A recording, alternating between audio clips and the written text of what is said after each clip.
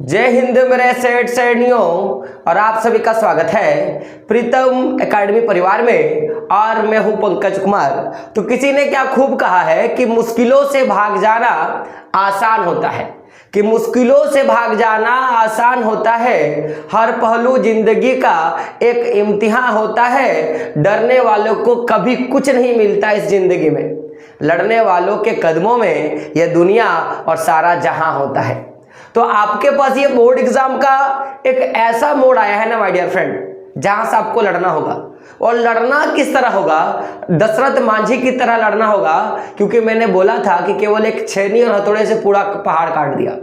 और मैं अक्सर बोलता हूं कि जिस तरह उसने कहा कि जब तक तोड़ेंगे नहीं तब तक छोड़ेंगे नहीं, तो आपको भी ये बोलना है कि फगुनिया जब तक बोर्ड एग्जाम पार ना कर ले तब तक छोड़ने वालों में से हम लोग नहीं है।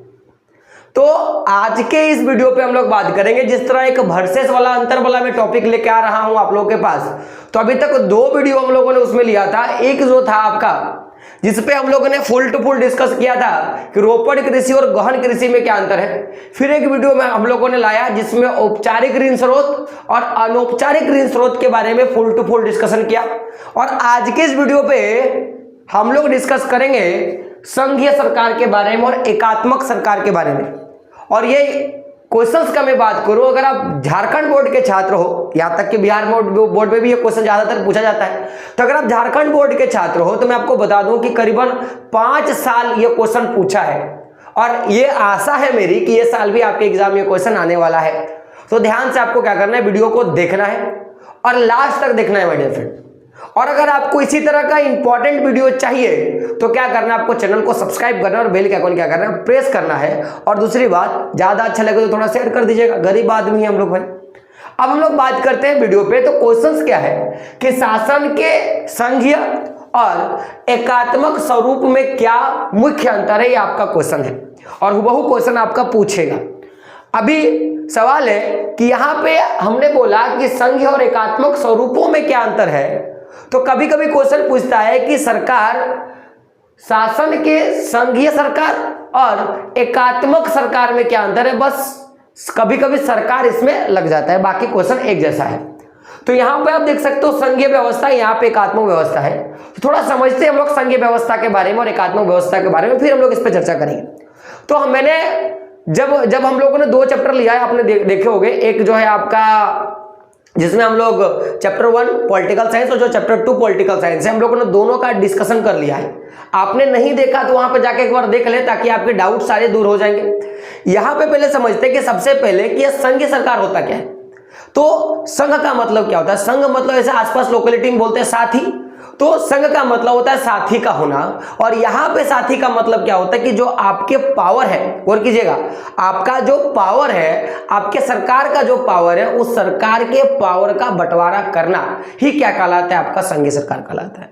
जैसे आपने सत्ता की साझेदारी वाला जब चैप्टर पढ़ा होगा, या मेरे पास अगर आपने पढ़ा होगा, तो मैंने क्या बताया कि सत्ता की साझेदारी का मतलब क्या होता है कि सत्ता या एक भूखंड का बंटवारा करना नहीं होता।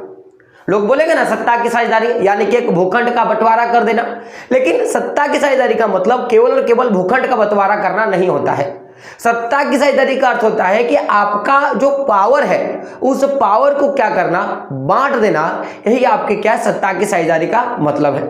तो यहां पे जो सत्ता का साझेदारी हुआ यानी कि पावर का जो बंटवारा हुआ, उसी को क्या बोलेंगे? संघीय सरकार बोलेंगे।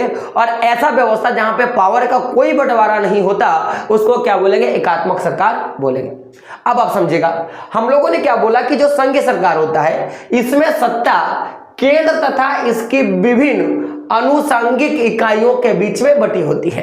किसमें बटी होती है? अनुसांगिक इकाइयों। अनुसांगिक मतलब ऐसा शासन व्यवस्था जिसके शासन के बारे में संविधान में या कहीं पे अनुशंसा किया होगा, जानकारी दिया होगा, उसी को क्या बोलेंगे? अनुसांगिक इकाई। उसमें क्या क्या बांटा गया है। यानी कि मुख्य रूप से देखा जाए तो अगर संघीय व्यवस्था है तो यहाँ पे जो पूरी की पूरी शासन का जो बागडोर होगा वो 2 स्तर पे चलेगा। एक जो होगा वो आपका केंद्र स्तर पे चलेगा और दूसरा क्या होगा? केंद्र का जो विभिन्न इकाई है, जैसे हम लोग इसको प्रांत स्तर बोल सकते हैं, या आप इसको राज्य स्तर बोल सकते हो, प्रांतीय राज्य स्तर, यानी कि एक सरकार जो पूरे देश पे कंट्रोल करेगा और एक वो सरकार जो उस देश के अंतर्गत जो क्षेत्र आते हैं, जैसे अगर भारत का बात करोगे तो भारत में केंद्र सरकार है और एक राज्य सरकार है, तो उसी प्रकार एक क्या करेगा, केंद्र के शक्तियों का या केंद्र पे कानून बनाने का या पूरा का पूरा केंद्र को संभालेगा, और एक जो होगा वो केवल और केवल क्या करेगा, राज्य को संभालेगा, अपने क्षेत्रों को संभालेगा। बात करें तो यहां पे दो प्रकार की सरकारें देखी जाती है, यानी कि बोल सकते हैं कि ऐसी शासन व्यवस्था जहां पे शासन दो या दो से अधिक इकाइयों में विभक्त होता हो, उसे क्या बोलेंगे हम लोग, उसको हम लोग संघीय शासन व्यवस्था हम लोग बोलते हैं। अब मैंने यह क्या बोला कि दो या दो से अधिक, तो भारत में जो शासन व्यवस्था है उसको केवल दो भाग में बांटते हैं, एक केंद्र सरकार, दूसरा राज्य सरकार। लेकिन अगर आपने बेल्जियम के बारे में पढ़ा होगा तो बेल्जियम में शासन को तीन भागों में बांटा जाता है, एक केंद्र सरकार, एक राज्य सरकार और तीसरा क्या था आपका सामुदायिक सरकार में बांट दिया जाता है। तो इसलिए मैंने क्या बोला कि शासन का ऐसा व्यवस्था होगा, संघीय व्यवस्था, जिसमें शासन को दो या दो से अधिक भागों में बांटा जाता है। लेकिन एकात्मक सरकार का बात करेंगे तो इसके अंतर्गत जो सरकार होती है वो एक ही सरकार होता है, और वो एक ही सरकार क्या करते हैं, पूरे के पूरे शासन पे नियंत्रण करता है, यानी कि यहाँ पे केंद्र ही पावरफुल है और केंद्र का जो भी मैं बोलूंगा कि जो भी इकाई है उनका यहाँ पे कोई काम नहीं है, उनको पावर नहीं दिया गया और ना ही उनको सत्ता दिया गया।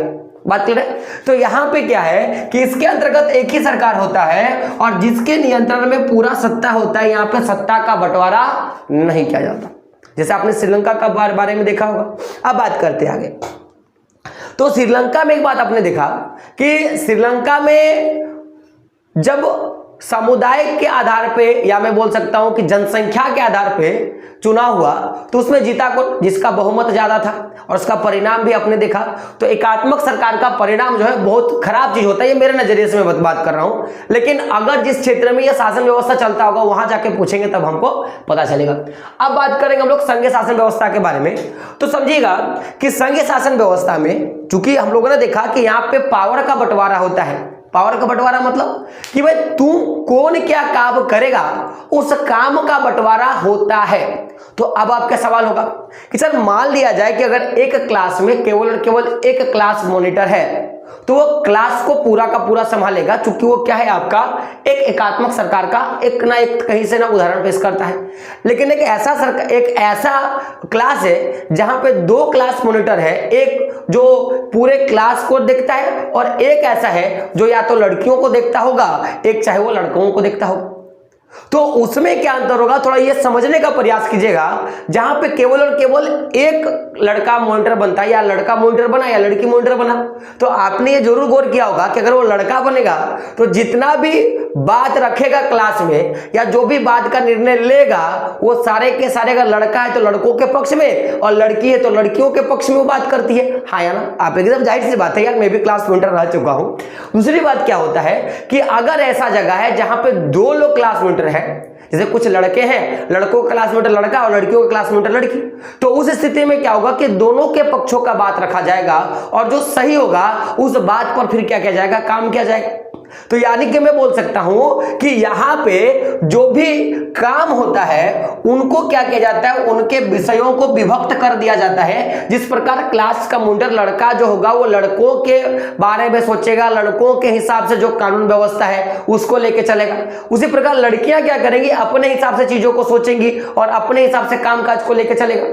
लेकिन यहां पे क्या होता है कि जो भी विषय है उन विषयों को तीन भागों में बांट दिया जाता है।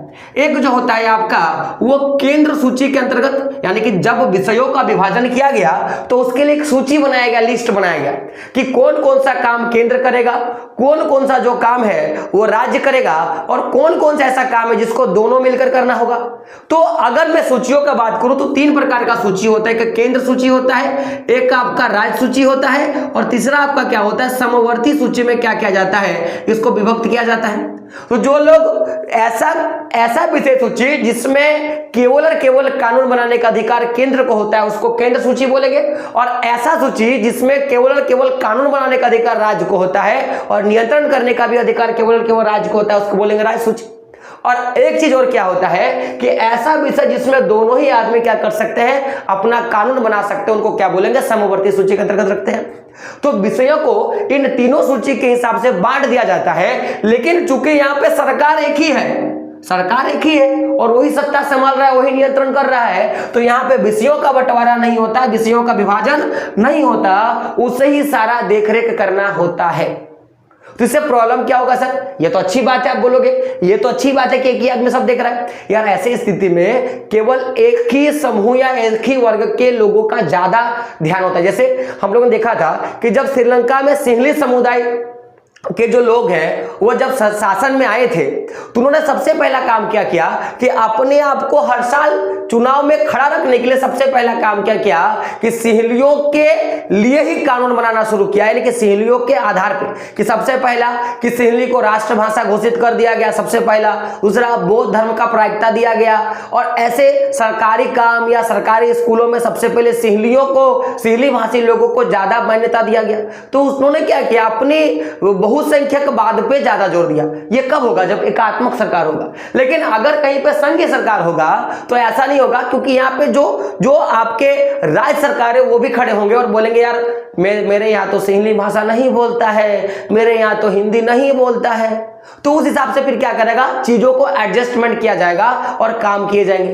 अब बात करते हैं कि यहां पे क्या होता है कि यहां पर जो भी स्वशासी स्थानीय सरकारें होती हैं उनके पास सत्ता तथा स्वतंत्रता होती है। यानी कि आप देखोगे कि हम लोग ये जानते हैं कि संघीय शासन व्यवस्था में भले ही सत्ता दो भाग में विभक्त होता है, एक तो केंद्र में और दूसरा राज्य में, लेकिन यहां पे जो राज्य सरकार होती है वो केंद्र सरकार के अधीन होकर काम करती है, केंद्र सरकार के अधीन होकर काम करती है।